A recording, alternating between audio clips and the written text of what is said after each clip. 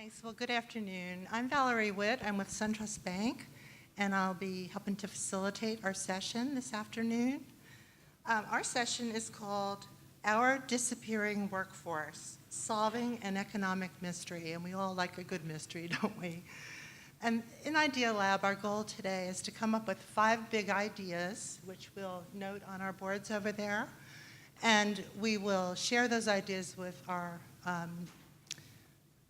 Operation Hope partners, and hopefully they will become solutions for us as we go forward in our planning for strategies for next year. This is how the session is going to work. Our moderator and panelists here will discuss our topic for the first 30 minutes. Then we will do some brainstorming at our table groups with your table coaches for about the next 30 minutes. And during that time, you'll come up with your ideas. We'll share those ideas at the end of that time and make our notations on our idea boards. And that's how it's going to go. Questions? Great. Okay, I'm going to turn it over to our moderator, Jonathan Polk. Well, hello, everyone. Thanks for joining us. Really glad to see you all here. I hope you're enjoying the program as much as I am. As Valerie said, my name is Jonathan Polk. I work at American Express in the banking area, and I'm very pleased to have the opportunity to join you today and talk about the disappearing workforce. So the way we'll run the panel section of this is that we'll each introduce ourselves. Each of our panelists have some thoughts to share with you as an introductory thing. We'll do some questions based on the conversation that sort of comes out of their initial comments. We'll be taking questions from the floor. And then I think, as Valerie said, we'll be joining you to start working on some ideas on how we might address what I think we can all agree is a pretty challenging problem. So I'm going to spend just a second setting it up. The way I look at it and what I've been hearing in the program so far over this morning and even into last night, is that we see a ton in the news about economic recovery. We see the stock market is trading a little bit unevenly, but nevertheless trending in a very strong direction. We see employment numbers that look incredibly encouraging, and on the surface of things, you would think that everything is going just great. And from a certain perspective, things are getting better and there's a lot to be grateful for. But there is a reality beyond those very positive news developments. And that reality is that there's a segment of our economy that is persistently in a difficult situation. There is a segment of our workforce that is persistently in a difficult situation in terms of gaining employment in an environment where the skills required to get jobs become more and more difficult to obtain, and where their personal ability to change their situation, leaving aside hard work, determination, and the rest of it, becomes more and more remote. The combined effect of it is that while many of us are moving on to bigger and better things, there's a group of us that aren't able to join that party. And that's a really big problem, not just for those people, but for the rest of the country as well, because there is a polarization of wealth, just like there's a polarization of ideology these days. And there are probably people out there would draw a connection between the two. I'll leave that all with you, but without further ado, I'm going to hand it over to Barry, ask you to introduce yourself, and please talk a little bit about how you think about these issues. Okay, certainly. How many minutes? I'd say 5 minutes. Okay. I'm Barry Hirsch, and I'm the W.J. Ussery Chair of the American Workplace at Georgia State University. I'm going to focus primarily on the decline in labor force participation over time. There's a whole host of reasons why it is declining. What's difficult to do is try to attribute the exact effect of each of those. The one that's easiest to measure and that we have pretty good understanding of is simply an aging of the workforce or an aging of the population. When labor force participation is measured It's simply taking the population, in the denominator, the population of all adults 16 and over, and what share of those workers are currently in the labor force, which means you're employed and or unemployed. Obviously, the unemployed is a very tiny share of the labor force.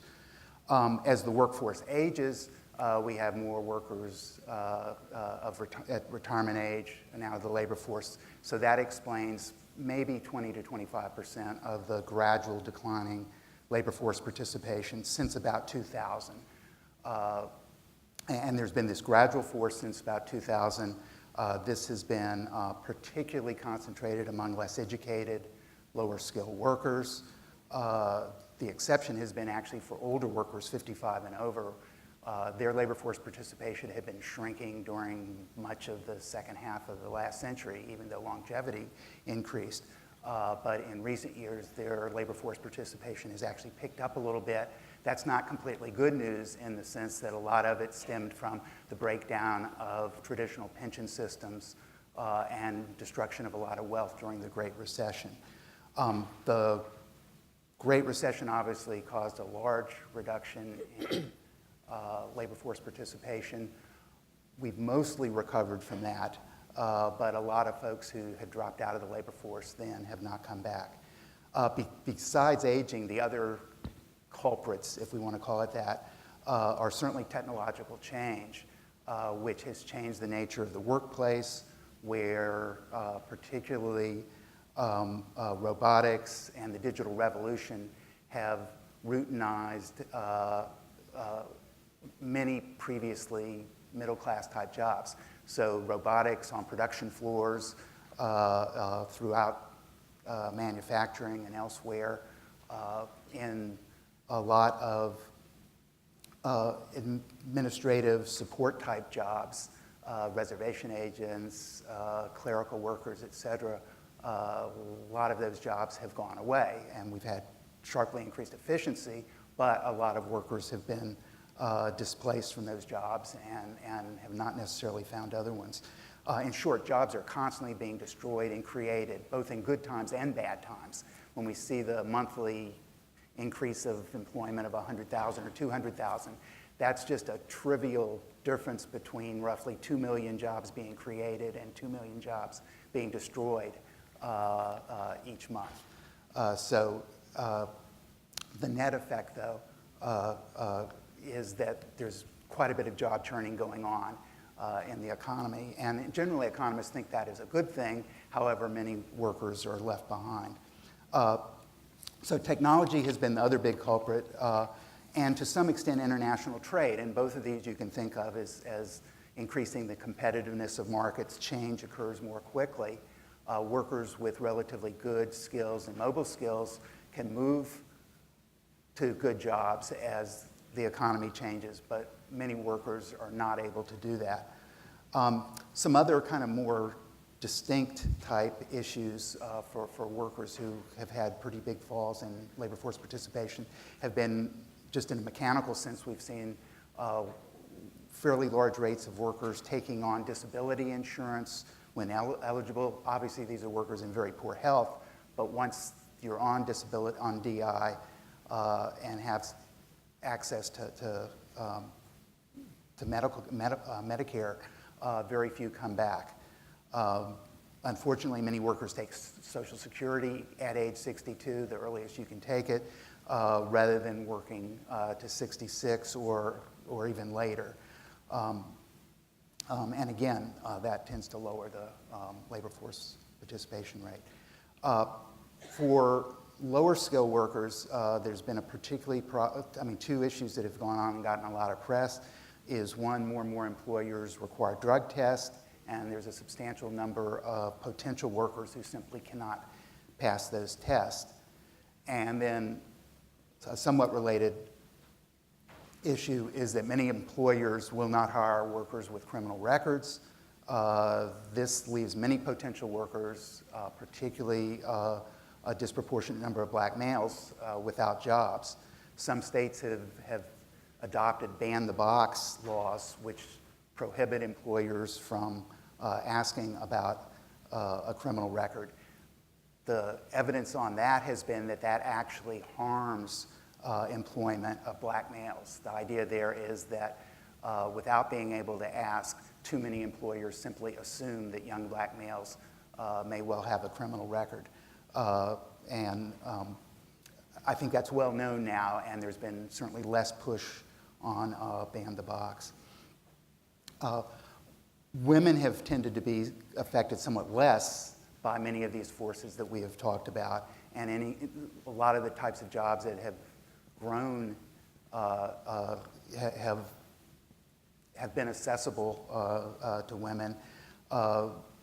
That said, many women, of course, face the added constraint of costly child care options and very limited support from male spouses and partners.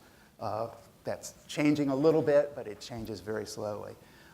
Female labor force participation peaked actually in the mid-1990s and has been pretty much stable since then.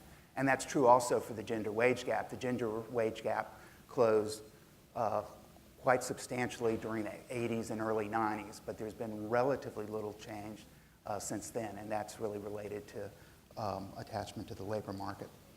Okay, and then well, let me stop there to give other people. Okay, Michael? Thank you. Good afternoon, everybody. Before I get into the topic, I just want to share one thing. This is the second time in my career that I've actually had to go in front of a group of people who had just seen Tom Brokaw speak. And so I'm sorry to disappoint you in advance. But I guess, my job hasn't really changed over time. So hopefully, at least I have a job.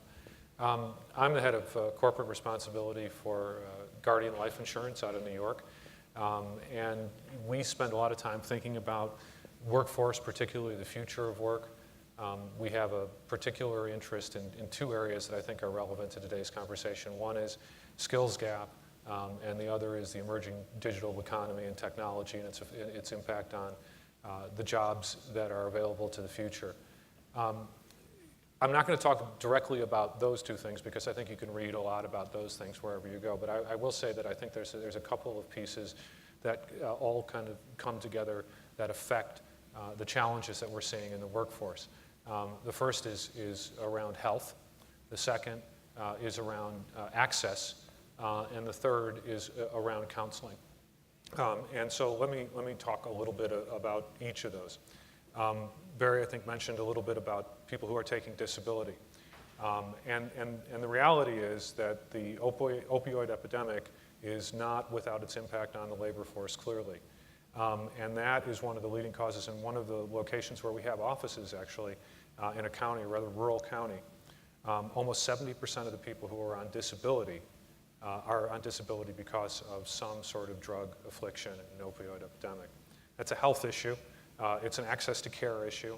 And it's an issue that I think we need to be able to, in the context of being employers, think about in the way that we hire people, but also in the second point, which is around education and access to that education, particularly communities of color.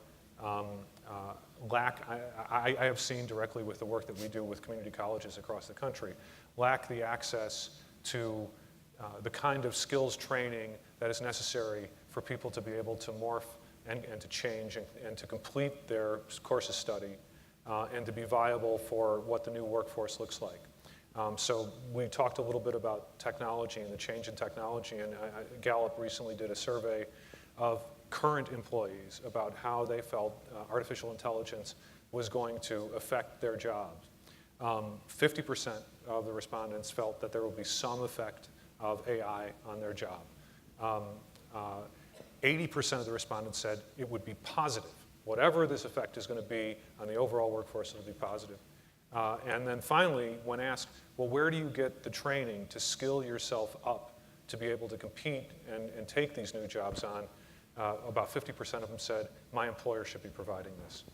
Only about 20% said that colleges and universities are the ones that the places that they would go looking to find this training. That's worrisome because employers spend a lot of money. I think it's the statistic I heard, and don't quote me on this, but somewhere between $3 and $4 billion a year in corporate America is spent on training employees. Some of that's proprietary training, but increasingly companies are understanding that there are skill sets and tools that they need to staff that they can't just train for internally. Salesforce is a great example of this. Salesforce provides training to community college and university faculty to then train their students to become Salesforce administrators.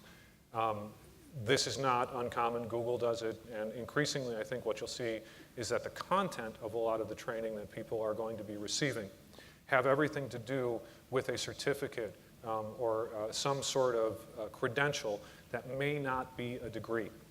And that's the background that I give around the point that I'm making around access. Particularly, and I would posit that as far as retraining institutions go in the United States, community colleges have the greatest opportunity to affect a significant change in those middle skills workforce jobs that are needed and not being able to be filled right now. However, they're incredibly underfunded. They tend to lack the access to pull students in, and they certainly don't have the resources to be able to support and support them with the kind of training they need, but also then, to my last point, the coaching that the students need. Right now, community colleges probably spend, this is my guess, probably spend more money on remediation courses, basic math, language arts, et cetera, for students that come in from high schools than they do on the retraining of the broad general workforce that they could leverage to get into these new jobs. And at the same time, those same community colleges have very direct relationships with all sizes of employers in their catchment area. And so I think there's a combination of services that need to surround people who have either been displaced from their jobs or have willingly left the workforce to be able to show them that there's an actual different way. We all have heard the stories about the idea of bringing coal mining back, and it was popular when that big thing happened last year or the year before that. And the idea was, I think, less about can we reopen the mines because automation and mechanics are going to not require as many workers as they once needed. As a matter of fact, they don't now. The question was really about retraining. And there's two parts to retraining, your ability and your willingness. And if you've been in a job for 30 years or 20 years or 15 years, you have to find a way that people can coach you and support you so that your willingness goes up because you have the ability to understand and to achieve the training around these skills that you need going forward. So my three areas of concern around where we are now is one, health, two, access to the opportunity of education, and then three, the coaching and support to get people to actually believe they can do it because the jobs are there. There's just in the Northeast, in the digital economy, cybersecurity, there's over 1 million unfilled jobs right now that middle skills, people with a 2-year degree or even less with the right certificates could fill and fill adequately if they had the kind of support and access to those opportunities that was most possible. That's great. Thank you, Michael. Rob? I'm Tom Brokaw. I'm supposed to go after you. It's the third time. My name's Rob Webb. I have been in corporate life for a long time, as you can tell by looking at me. I've been the head of HR for Hyatt Hotels, most recently in healthcare, Tenet Healthcare out of Dallas. I'm going to take a different twist. I'm going to suggest that this topic was probably held in a different hotel during the Industrial Revolution when people were all trying to figure out what the hell was going on. And, you know, I've got these skills, and why can't I just keep doing things well? I think we've been disrupted. I think the workplace and the jobs have been disrupted, but I don't think we've caught up with it. I think too many organizations still believe that life is lived in a straight line. And that straight line isn't there anymore. And we're still training people like the straight line. We're still hiring people the straight line. Let me tell you a story to illustrate my point. My baby, my youngest, is 31 years old, male, 6'4", scratch golfer, dropped out of school when he was, I don't know, early 20s, 20-ish, because my wife became very sick. And he said, I'm the baby, I'm going to take care of my mom. and I was commuting to work, so I wasn't around much. He did that. His class passed him by, and then he said, I don't want to go back now. Like, all my friends are gone, and, you know, I'm older. So he worked for a while. He eventually went back, got his degree in Chicago, DePaul University, business degree, hospitality and HR concentrations. And 3 years, couldn't get a job. Graduated when he was 28. Why? Because it didn't seem right. This wasn't what it was. I'm not supposed to be talking to a 31-year-old who just graduated 3 years ago. Like, you should have graduated, you know, when my kids did, when they were 19 or 20, and, you know, what's wrong with you? He couldn't get a job. He still couldn't get a job. He finally gave up. He's in the Air Force now, handling explosives, which I'm sure will be calming for all of you to know. But why is that? It's because people like me have dehumanized the process of hiring people.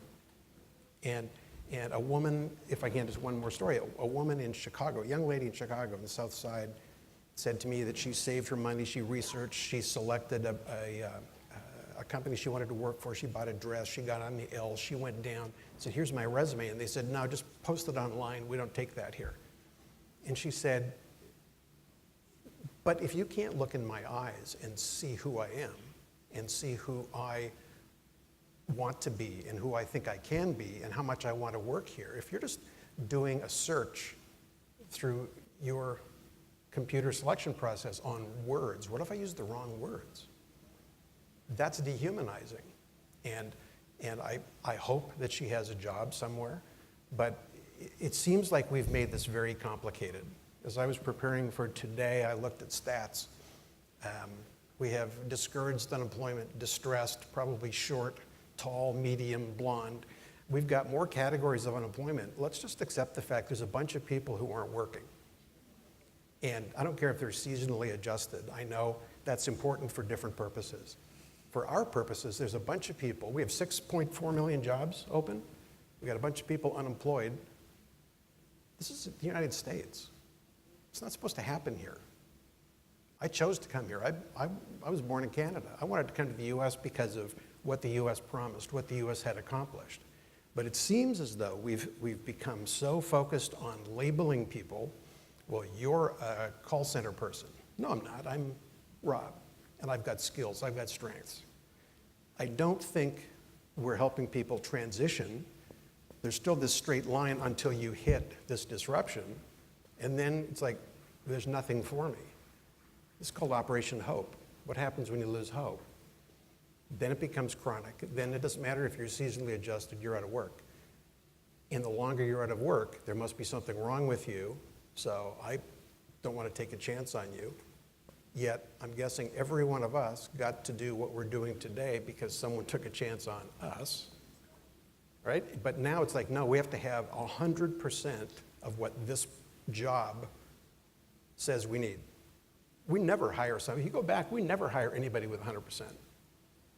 So we're closing the door on people. So I think there's a huge opportunity for us to disrupt, and for individuals to disrupt, for my son to disrupt himself, to understand that learning how to transition is going to become a skill that he has to learn because he's no longer going to be what I was, which was get in a job and you pretty much ride that wave. That now there's sharks, there's storms, there's all sorts of bad things. The surfboard gets hit by a shark, you fall in the water. There's too many things changing, and it's picking up pace. My final comment, I find this fascinating. I joined the advisory board of a company. You think we're not making this complicated. This company is using artificial intelligence in selecting people for the healthcare industry, trying to predict the likelihood that they will create or not patient satisfaction. So I'm hiring you right now, and I think I can tell that you're the kind of person who's going to make a patient angry 3 years from now. Okay? I don't know how you train for that. That's like who you are. That's just right here. So our focus in my previous 2 employers has been on focusing skills, pretty much hotels we can teach you, obviously medical a little bit different, but who are you as an individual? And are you the kind of person, do you have the DNA that we want in this company, given what you heard Raj talk about in terms of purpose? Because we can pretty much teach you within reason beyond that. But it feels like we're just accepting the way things are now. It's like, well, we're probably going to, we're pretty good, 4%, 4.1% unemployment. These people, whoever they are going to be unemployed because they don't want to work. And I don't think we're tackling that. I think this is just comfortable now where we are. It's kind of, I'm sure there's some theory that says this is what's supposed to happen with this many people in this type of circumstance, unless you're one of the people over here who's either underemployed or just can't get a job. So this is great. I'm going to take a stab at sort of providing a framework for a little more discussion about this and draw from each of you what I heard. I think everyone touched on skills, and I don't think you can have a conversation about solving the employment problem for those people that are unemployed without talking about the need for those folks to get skills they don't currently have. That would be point number one, skills. Point number two would be job supply. And Michael, you mentioned that there are jobs out there. I'd like to circle back with you in a second and get your impressions as well as the other panelists. What would you say is the relationship of the size of the supply of jobs? I can't see you, Michael. Sorry, you guys. This feels better to me. I like it better, yes. Okay, good. Though the side of your head is very nice. I've been admiring it myself. Yes. I'll lean back. So yeah, we don't want only so much insurance. So the supply thing, do we basically have enough jobs right now and it's just a question of plugging people into them? I would pressure test that a little bit, but clearly there are jobs that are open that aren't being filled. That's where you got to start. Then there's a question about whether there's a way to increase the supply of jobs. So I would ask you to maybe stew on that for a second. And then, Rob, the idea about how hiring processes tend to, in some cases, maybe be like it's a foregone conclusion that people that are persistently unemployed don't get employed because there's something inherent in the process that makes it difficult for them to get jobs that they might be very good for, would be the sort of idea behind the idea, right? And so it would be in everyone's interest to take a more enlightened approach to identifying the talent that they could use to propel their businesses and whatever they're trying to do. So I would just throw that out there, though. You guys are going to be coming up with the big ideas, but that seems to me to be one way of sort of broadly chunking up the conversation so far. Barry, let me start with you. Yeah, I'm actually not concerned with the supply of jobs per se. I think what we need to be concerned about is the supply of workers. Typically, at least this is the way economists view it, the number of jobs really in a healthy economy expands to the size of the labor force. There's not the first day of a labor economics class, I say the first thing you don't want to think about the job market is having a fixed number of jobs. It's simply not correct. A good example is for instance, when women first started entering the labor force, back in the late 60s and early 70s, it was actually quite controversial because there was concern that women were going to be taking away men's jobs. And indeed there was, I won't go back through the legislation history, but that really was a widespread thought. And likewise, our current debates with respect to immigration, the idea is that if a foreign-born worker takes a job in the US, that means one less job for natives. That's not correct. If anything, I think an expanding population is a good thing, and the US has not been, given its relatively low birth rate, virtually all our growth is coming from immigration, and this isn't what our subject is about, but I would argue in terms of our future deficits, the aging of the labor force, the future cost of Social Security and Medicare and Medicaid, which covers nursing homes, we need an expanding population, and the U.S. at least is fortunate enough that it can attract really high-quality, skilled, ambitious people from all over the world if we're willing to allow that. It's a great thought. I mean, I never want to challenge an economist on something like that. But would say, you know, for those people looking for jobs, the supply of jobs is very, so in macro terms, thinking broadly, trending over years, clearly the bigger challenge is going to be to have enough workers to fill the jobs we need to fill. But in addressing the unemployed segment. Yeah, there I think the skills idea and what you've already talked about, I think that's critical. And I would just emphasize the younger age, you know, skills beget skills or learning begets learning. The earlier that one can develop skills, it makes all that future learning easier, not just learning in school, but learning on the job. And you know, to me, that's where the biggest payoff is. Yep. So, Michael, you mentioned willingness and ability for people to really, I think, in a certain sense, understand their own potential, right? So how do we reach people who are not inclined to see their own potential and, you know, give them a sense of possibility?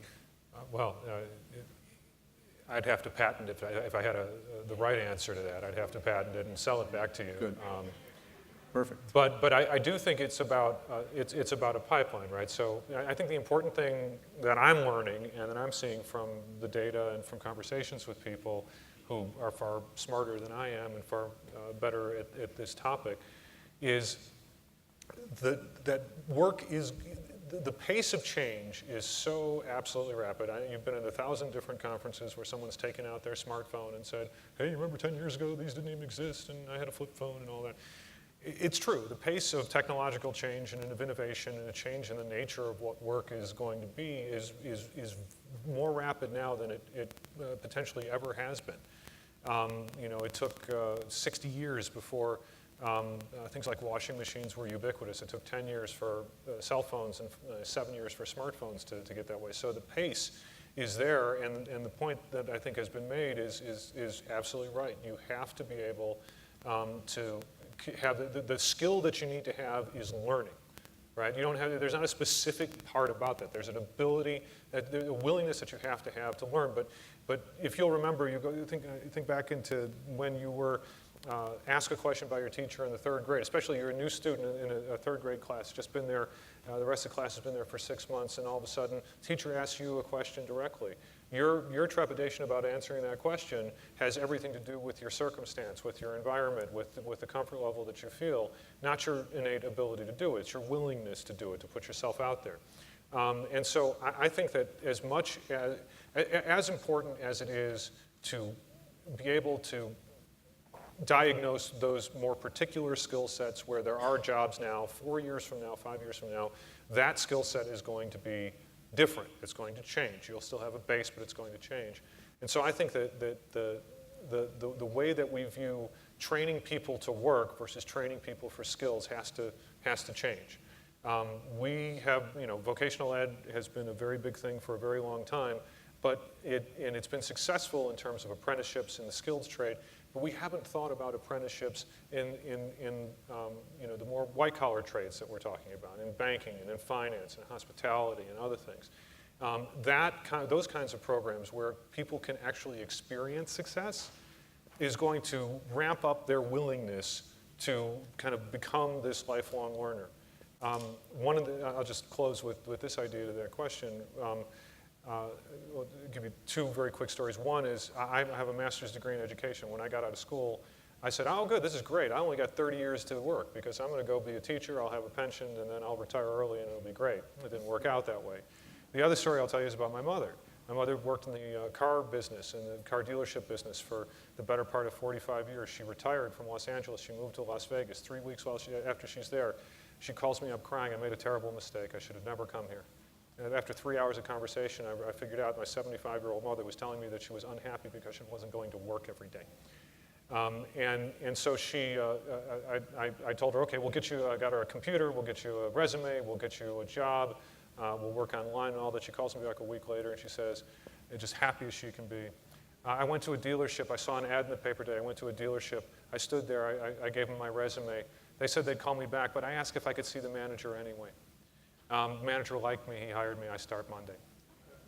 And what that was a willingness to put herself out there, to be able to say, I may not know how to deal with a Volvo dealership, but I've been doing it for Chevy for for 45 years, and I can learn it, and I'm willing to learn it, and I want to work, much like the story that you told earlier.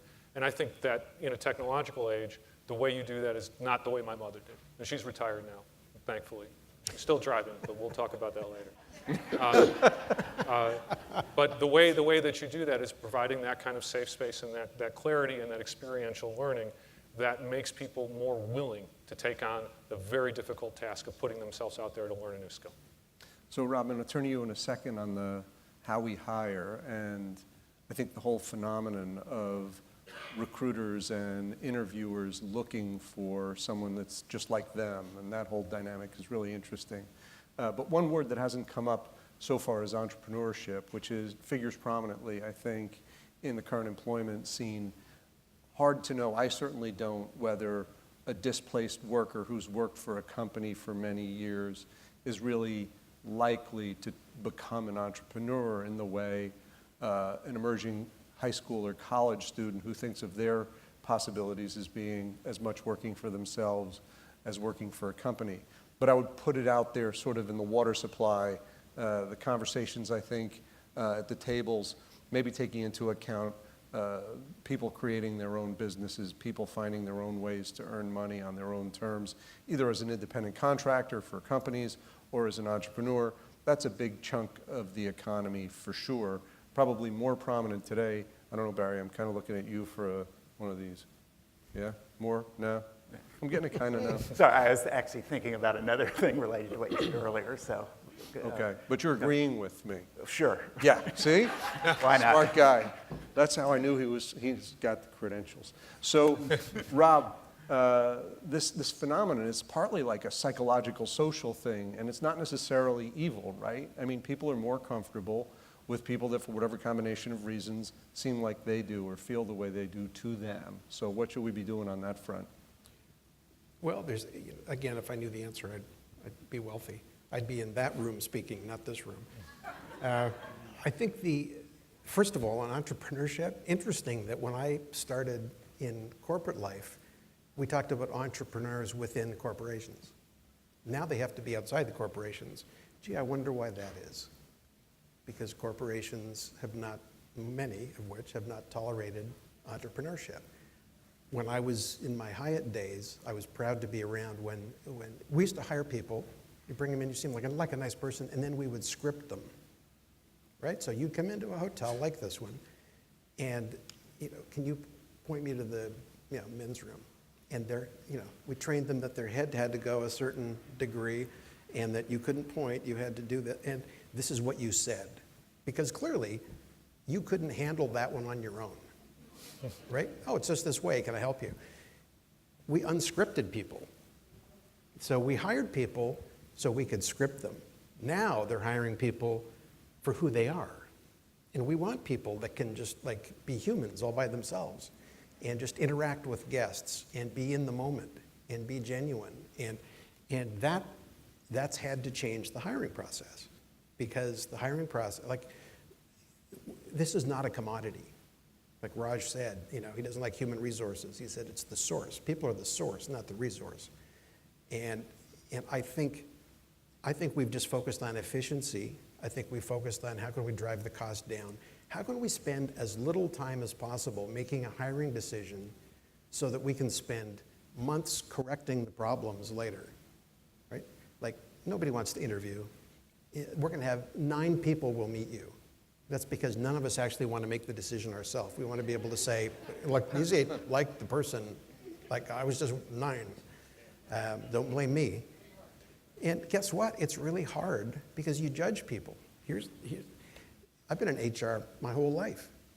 On Saturday, flying back from Washington, D.C., there was the guy sitting opposite the aisle, and I thought, this guy's kind of loud, and I don't think I really want to hang out with him. He's kind of irritating, and he's bigger than the airplane and all this stuff. And then I talked to him.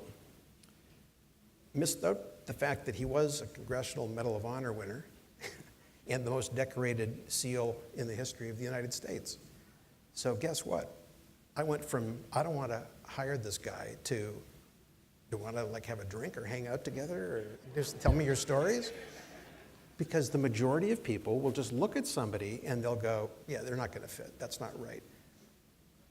The simple process of a slate when you're hiring people, I was in DC because I'm on a nonprofit board there. They introduced the slate process a year ago. They've increased the participation rate of people of color in another group that they were targeting by close to 70% because they said, oh, this is your slate of people? Okay, so there's like 6 white guys. Pretty sure the successful candidate will be a white guy. Go back, get a bigger slate. So first of all, the ponds that you fish in matter, and you have to reserve judgment, and you have to just assume that maybe I'm wrong, maybe this individual has something that I don't know, that I can't see, that I can't feel, and open yourself up to be pleasantly surprised that this person actually can do this job really, really well, even though they may not have exactly what it's like must have 4-year degree. Why? Well, I don't know, because somebody since 1960 said must have a 4-year degree. In the hotel business, the equivalent is, you must wear your hair up in a bun if you're working at a Park Hyatt. Why? Because some guy in 1957 didn't like women with their hair down, and we've just allowed that to continue? So challenging those, that's the straight line. Stop that stuff. It doesn't matter anymore. All this out here has changed, and we keep hanging on to these practices and these notions that are no longer relevant. And we have to change. We have to disrupt ourselves. Didn't entirely answer your question, but I had some fun. Yeah, and I think it was an inspirational message. I agree with you, and I'm not kidding you. I think that's right. So I think we're in the moment in our program now where we're going to be inviting the audience to ask questions. No, we're not going to do that. Turned on. I don't care. I'll give some instruction and direction. Very close though. First of all, thank you to our panel up front for all the sage wisdom and advice you gave us. So a nice round of applause. My name is Charles Keller. I work with Valerie Witt at SunTrust Bank as well. I'm one of the co-facilitators here. So now, as Val mentioned at the beginning of the program, we're going to work in our table groups to try to come up with our 5 big ideas on our solutions to our disappearing workplace. So first of all, if there's some of you at smaller tables where there's just 3 or 4, I see some people up front here. If you'd like to move to another table so we have bigger groups, you can do that. Feel free to move around so there can be some good discussion. And each table has a table lead, if you all would raise your hands. They will help guide the discussion at the table, and we'll just, Val and I will walk around, and I believe the gentleman might walk around as well and kind of guide us and give some inspiration to trying to come up with the big solutions, talking about the different aspects that they discuss with us today. So after that, we'll get together as a big group and we'll go around to the different tables and ask you all for your input and your suggestions to the solutions. We'll try to distill those. I'm sure we'll see a lot of overlap between the different groups. We'll try to distill those into our 5 big solutions, and we'll write them up here on the boards. Any questions before we get started? All right, we'll turn it over to you all, and we'll come around and help you. So the way we'll do this, we'll ask our speakers, our panel, to come back up front or to walk around and help guide our discussion. Val and I will kind of split the room in 2 and go kind of table by table, and we'll take notes on what your thoughts and ideas are as you share them with the group. We've heard a lot of common themes as we've been walking around, and I'm sure that you'll resonate with a lot of these. Our speakers talked about them already. I don't want to predispose anyone, but again, lots of common themes, and I'm sure we'll hear a lot of that commonality. And then out of all of these great ideas that you have, we'll try to distill to our 5 big ideas that we'll write up on the board. Okay? So I'm going to throw it over to Val a moment. And Val, why don't you start on that side of the room, and we'll go from here. Okay, my side of the room. Who's got an idea?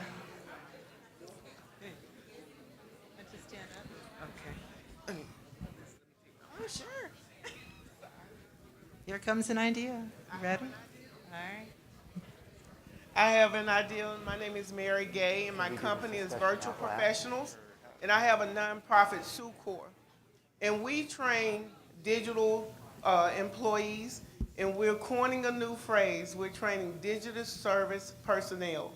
And these are people who work in a remote environment. We're going in neighborhoods and teaching our people how to do the work and the requirements they need and the skills that are needed to transcend any job, whether it's online, in person, but we're giving them the confidence and giving them the space so they can understand their own strengths and the God gifts that they have and build their confidence so they can be creative, problem solvers, and they can go out and get their own.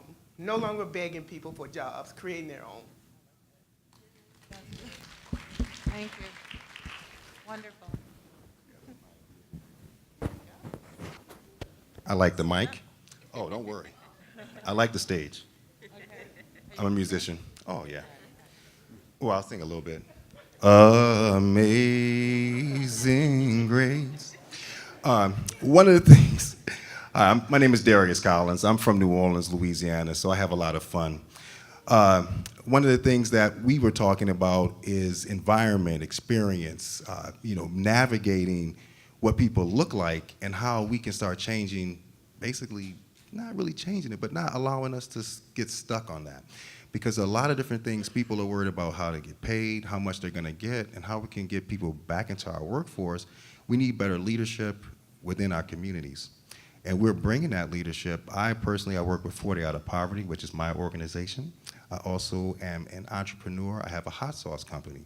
And so what we do is we teach people how to affiliate market, how to do things for themselves, be self-starters, be leaders, basically incorporate their communities. So we start bringing in, having that communication, like Al said, communicate, start getting to know people, stop treating them anonymously.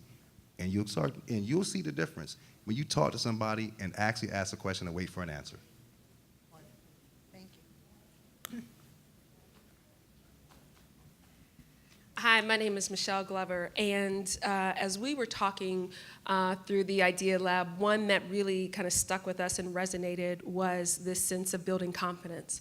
And so how do you do that? So one was we were looking at incubators in these underserved communities, utilizing some of the buildings that are available, and how do we have these incubators where we have mentoring programs so that you see people who you aspire to, and exposing you to people at different backgrounds that you may not have in these underserved communities.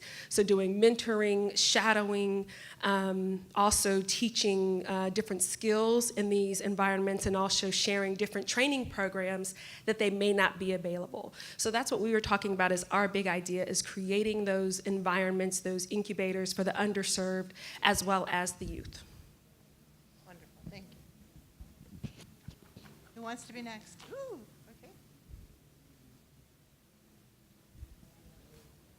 Hello, my name is Renata Robinson.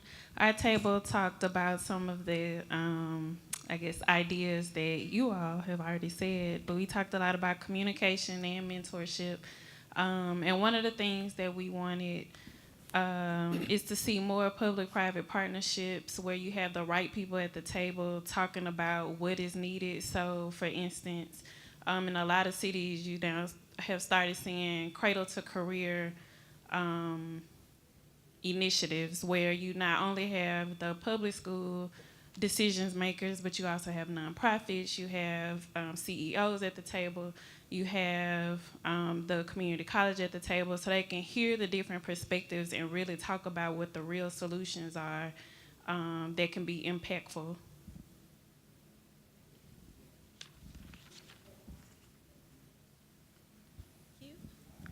Good afternoon. My name is Linda Wiley, and at our table we talked about two things. One was helping people transition out of the workforce to become entrepreneurs, because what it does is still stimulate the economy, and they're still in the workforce, just not for the corporation. But the one that had the most energy at our table had to do with the interview process itself, and the importance of helping potential employees understand how to give a better interview, but also helping those who are inside the corporation as employees conduct a better interview, so how to be a better interviewer, and how to tap into questions that would get at experience that's non-traditional. So if someone's coming out of a prison environment, what skills and abilities did they have to use while they were incarcerated that we can then utilize on the job? Those kinds of things. If someone needs to be reframed, we talked about the fact that if someone has been a car thief, get to the root of what is it that made you steal cars. Well, maybe you'd be a good repo man, you know? So there are different ways to think about it.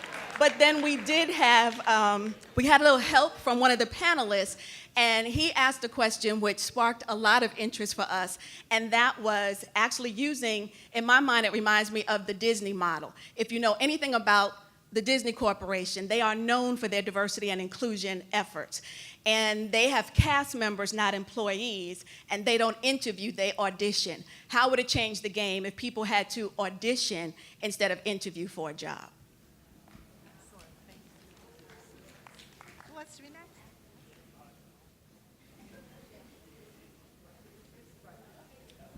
Hello, my name is Matthew Coleman, and first of all, I'm really happy just to be here. I think this is a great event for us to be able to share ideas. One of the big things that we found, or we came up with, is kind of similar to what she was saying, is language. So with language, I think we are able to speak to the specific. So if you're in a certain area and you say certain things like incubator, it might be intimidating for a certain area where you might say, you know, and we talked about passion. So using different words, I think, really will inspire, because the whole goal is how can we create hope? And I think that to shape the way we communicate with people who are in distress. So if you have someone who's in a situation, you know, you bring up something that you say job, that may be fearful for them. But if you say, hey, we have an opportunity, I think that might formulate a little bit more excitement. So that was our big thing, is to be able to, you know, shape the language and to inspire people through different language. Excellent. We're going to jump over to this side of the room because I've got some people with great ideas who are just chomping at the bit to share them. So we'll give the mic to this lovely lady here with their ideas from their table. Thank you. Hello, being lovely. Good afternoon. Our great team over here came up with some ideas, and I want to begin with two things that I heard from someone who does work with two of our ladies, Mary and Charlie, that does work with sometimes incarcerated and other people in our community. One was that individuals who have been unemployed for a long period of time, we forget about the fact that sometimes they become very depressed. You know, after depression, all the other factors and variables, what happens after that. And then there's another population before we get to our entire community, the holistic community, and that's our incarcerated men and women, and tapping the talent there. So we were talking about, you get information from them, you find what skills and talents that they have, and then you take the talent to them. But yet you also have them, you give them the skills and talents so when they leave the prisons and other institutions, that when they leave, they have some type of skill set and they can be reintegrated into the community versus just put out there with whatever amount of money you give them, if you give them any, $25. So we looked at a intergenerational approach, whereas we can no longer just expect someone to come to our colleges and universities, our schools, et cetera. We have to take the training to where they are. And we have lots of places in our communities where we can have training going on 24/7 or however long. So that's the multi-pronged effort of training and intergenerational. And we're not talking about just going in and providing an after school, but it has to be a family, a whole family approach, the parents, et cetera. And there are lots of initiatives in the US right now and overseas with some of the organizations, whereas what the students are learning in schools, how to do inquiry skills, how to learn inquiry, how to get those critical thinking skills that you're gonna need for those jobs we don't even know about. We need to teach that also to parents. So how do you do it? You need to do it, we have to do it, not you, we have to do it in a dignified manner, and it can be done. Therefore, they end up, in some of the research we've done and observations, they have, the parents, second language parents and those who are underserved students, communities, they have gone back to college, technical school, community college, et cetera. The last one I have is an example, and that is, we have someone from Georgia State. I'm a Georgia State graduate. I'm not, probably lots of folks, but I just learned about this last week, and so our group talked about a partnership with colleges, universities, and corporations. I just learned about this program at Georgia State called Cinema, and I don't want to mess it up. Career in new emerging media areas. The students that are selected to this program, and it hit our topic here, they're 18 to 24-year-olds. They're not students. They're not the traditional college students. They're not enrolled in the university. What they do, they just have to have their GED. They have to have some type of ID, state or driver's license. And then, as you know, Georgia has become a real media filmmaking giant. They go in there, they're working with the Crim Center, with creative media here in Atlanta, with Tyler or whomever. And what they're doing, they're leaving there with digital skills, film production, et cetera. So those are real things that are out here that our wonderful group feel that we need to tap on yesterday. Excellent, absolutely wonderful. Great job, group. So we've got about 5 minutes left total. We'll take a couple more tables, and then we'll get up front and try to get our groups together. So I'm going to flip it back to Val a minute to do one over here. Good afternoon. My name is Yasmine Solon. I'm so happy to be here. At our table, we talked about the inclusiveness of making sure that we have diversity in our workforce, and also creating trainings and in our workforce, whether you're a corporate company or a small business, that helps employees to get some motivation about what they're doing, and also help them understand they can advance in their career whether they stay with your company or not. Because a lot of millennials, they are looking for flexibility. They're looking for a workforce that they can actually create a social impact in. So a lot of times we have to challenge create a conversation about challenging company culture and understanding what are the needs of the current employees and also the future generation that's coming through.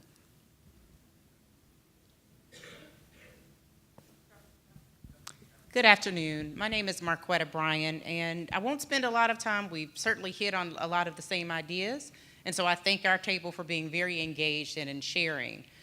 We wanted to look at this in terms of how these things are addressed in buckets. The disappearing workforce from the employee side, the management side, and just looking at society and aligning those contexts.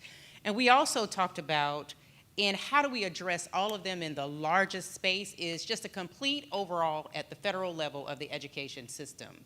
And not looking at schools particularly or in different cities or states, but how do we take data? Everything is driven by data in our society. How do we take real data on where trends are going in employment, where companies are moving into spaces, and what skills are needed, and really starting at an earlier age to train our students, not looking at just high school career readiness programs, but starting at the elementary levels. We also talked about looking at globalization differently. How do we embrace that in terms of just, instead of turning away from looking at jobs that are going internationally, but how do we embrace that over here in a space where it can actually benefit both employers and employees? We also talked about partnerships in a sense of who's at the table, particularly utilizing community colleges, governments. We talked about the work that the White House administration is doing right now in criminal justice reform to address policy. And also we talked about a piece of outreach. We can have all of these programs, but how do we bring those to the employees and help marry those with the employers that need the workers? Thank you. Thank you. We're going to wrap it up now. I know there's still some other great ideas out there. And again, in the interest of time, we want to make sure that you get to your next session on time. So I've been taking diligent notes as you've all been speaking and sharing your great ideas. Val is going to scribe for us. I think I've found about 4 recurring themes, I think, and we'll run it by our panel up here as well, who might help us word things or capture things the best way. So I'll read them out, and if you all, disagree or agree, kind of, just give me your verbal or shoot eyes at me or something. But one theme that I kept hearing over and over again had to do with skill building, training, mentoring, incubating, looking at incarcerated populations, really the whole concept of skill building, which our speakers spoke about, and really educating people with those specific skills that they then can take into the workplace. So panel, would you elaborate on that at all, or would you have a way to categorize that as one topic that we could put together for a solution? I'm going to turn it over to the experts. Okay, well, I'm not an expert on this, I don't think, but I guess I was struck that listening to quite a few tables and the suggestions here, I like them all. My concern is that these are at a fairly micro level or at the level of individuals, companies, schools, et cetera. From a policy standpoint, I feel like the best thing to do is to provide strong support for families, for households, for good health, for early education. Basically, the stronger that we make families and education early, then a lot of good things happen all over the place. But without that, I think it's hard to do all the types of things that you rightly want to see done. So I would just leap in and say we should be thinking about skills from two perspectives. One is in terms of broad societal patterns and the institutions that we have to support skill building in the long term, and then in a separate bucket, what we are doing to support people that are in the workforce today, and how we can retrain and tap into those people as a potential sort of engine for growth in the economy now. Because early childhood and the rest of it relevant in the long term, but for people looking for work right now. So we have both parts of that problem. Yeah, and I would just add, we have a truly diverse set of responsibilities in the room, from the nonprofit sector to the for-profit sector to the government sector. And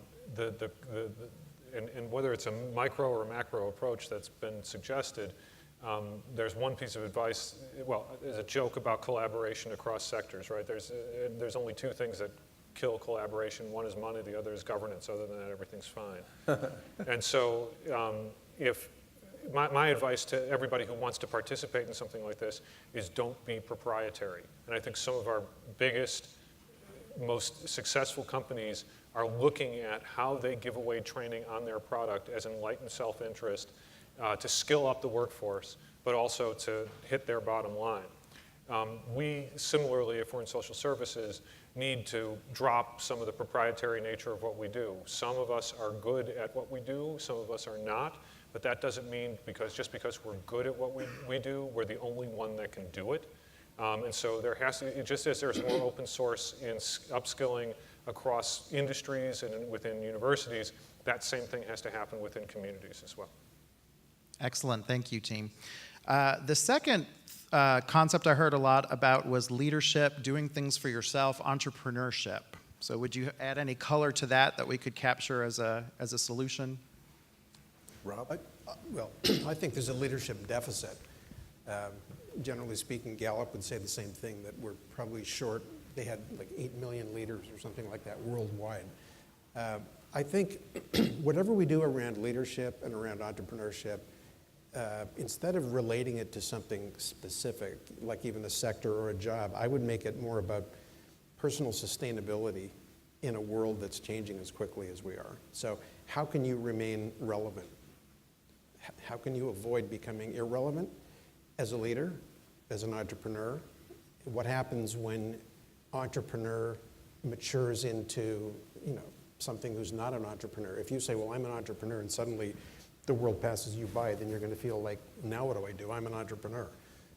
So just something that is more about individual personal sustainability. I echo that, especially given the ideas around gig economy. I mean, there's lots of people out there who are working a couple of part-time jobs and maybe doing some private work on the side, contracting and all that don't think of themselves as entrepreneurs. They think of themselves as not having one big full-time gig. And I think it's important to dignify that, and I think it's important to embrace that and find resources.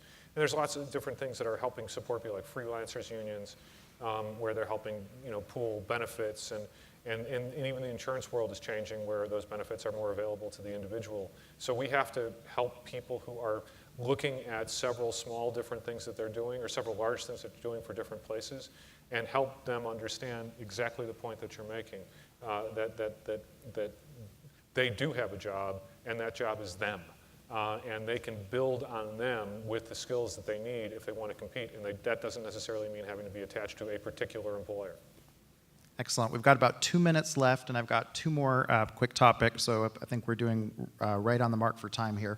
The next common theme I heard a lot about was, and I don't know the best way to phrase this, so we'll ask our panel as well, but items around taking the training to them, getting out in the community, looking at partnering with people, training in remote environment. So perhaps it's more of a non-traditional approach to training. What would you all say about trying to capture that as a solution? So I would just start by saying that, the conversation we had over the course of the panel discussion and what I heard at some of the tables, it fits again into 2 categories. One is the kind of training that employers do, and the other is the kind of training that people do on their own or anticipation of entering the employment marketplace, whether it's in their education, whether it's after they've left the job and are looking to get back into the workforce in a new job. And so channeling it along those 2 lines, I think is a decent way to start, at least in terms of organizing the thinking. What do you guys think? Very similar to that obviously job market changes and required skills change continually. Those with really good basic skills can thrive on that and learn quickly. So I think it really goes back to early human capital and the ability to learn. And I think that, is the most important thing. Later retraining is just very, very difficult. 2 words: facilitate curiosity. I love that. Facilitate curiosity and learn to learn. That's a great concept. I like that. All right, and then the last category that I heard a lot of, and I heard this particularly while I was walking around to the tables, and Val did as well, would be the category, the bucket kind of flexibility, adaptability, change, being able to and willing to look at things differently, not the way that we've always done things in the past. And I heard this, again, around a lot of discussion around technology, especially with the older population being willing to learn new skills. So how would you all kind of categorize that adaptability, technology, change component? Just one way to do it is, if you're not familiar with the concept of design thinking, get familiar with it. It encompasses all of the things you just talked about, but it causes you to look at it through a different lens that will allow you to, or encourage you to give up things that just don't work anymore. And whether it's technology, whether it's business process, whatever. I heard specifically a couple times, we do it the way we've always done it. And older workers especially are uncomfortable changing, the process that's always been in place and has always seemed to work for them. So great, thank you. I hope we've captured most of your ideas. If you have anything that you'd like to add, we still have another board. You can come up. Val and I will be around for a few more minutes if there's something that you're really passionate about that you'd like to capture up here as well. Thank you very much to our panel for your time. Let's give them a round of applause. And you all are free to head on to your next session. You've got about 5 minutes. Thank you very much. Yeah, yeah.